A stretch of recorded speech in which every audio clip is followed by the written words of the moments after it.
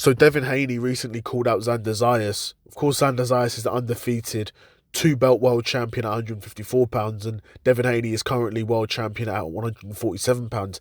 Clearly, he's seeing Xander Zayas as a guy who's a very winnable fight for Devin Haney, and Devin Haney could move up again and become a four-weight world champion, which would be insane.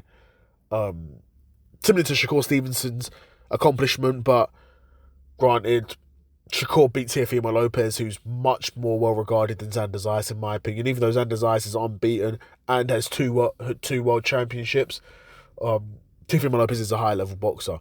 That being said, Devin Haney was talking facts here. He was sort of trying to convince Xander Zayas to take that fight. I think Xander Zayas is saying that he wants his next fight to be Josh Kelly so he can get a third belt. Devin Haney's saying, well, Josh Kelly might be fighting Boots. Plus, if you fight Devin Haney, you're going to get more money. Whether that's true or not, it might be. It might be true. Whether that's true or not, we don't know. But Devin Haney says he's going to pay him more anyway, so you may as well fight Devin Haney. Devin the Dream Haney, like, it's facts, bro. And as you can tell, I'm a Devin Haney fan. I do think he would beat Xander Zayas. But Xander Zayas is a big dude. Devin Haney's not a small dude, though, either. You see Devin, you're like, how the hell did this guy make 135? For years, this guy made 135. Then you see him at 140 and you're like, damn, this guy should not have been at 135. Then you see him at 147 and you're like, damn, this guy really shouldn't have been at 135. Right, but again, was undefeated world champion, was undisputed at 135 actually.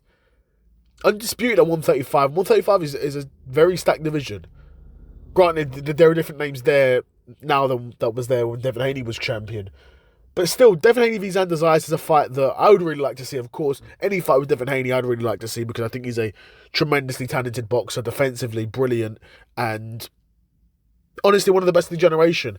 One of the best fighters, probably the best fighter under 30 years old, apart from Shakur Stevenson and Boots, etc. But he's up there. He's in conversations with those guys, in my opinion.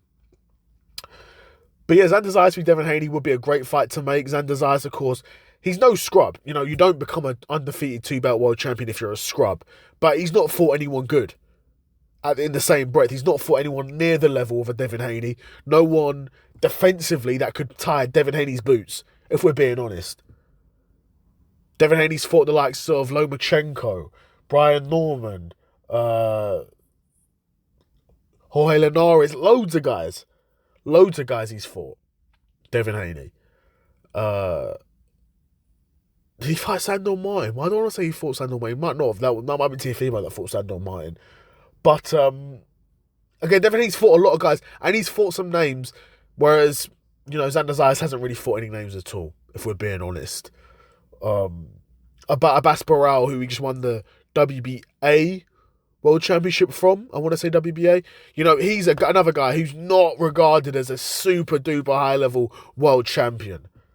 Compared to the likes of Brian Norman Jr., who was regarded as the best welterweight in the world before he fought Devin Haney. Before Devin Haney took him to school, people were saying Brian Norman Jr. is the best world champion. I was saying that.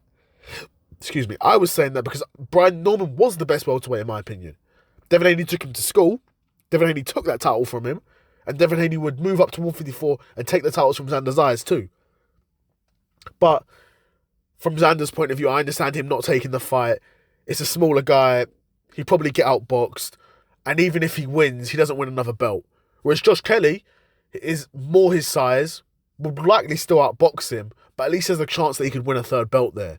So, they're for greatness, I understand that, but hey man, you got to chase the bag too. But granted, even if Xander Zayas fought Josh Kelly, it's not like he would be getting paid a small amount of money. Eddie Hearn's talking about that fight, whether that fight takes place in Madison Square Garden or it takes place in the Stadium of Light. It's a huge fight. Commercially, both guys will be getting nice paydays there. A huge unification bout. So there's a lot of options there. So Xander Zayas is lucky. I mean, in boxing, that's the name of the sport though. As long as you continue to win your fights, you've got options. That's really what it comes down to. But yeah, let me know what you guys think in the comments below. Another episode of the Seth Solo Side Quest in the bag.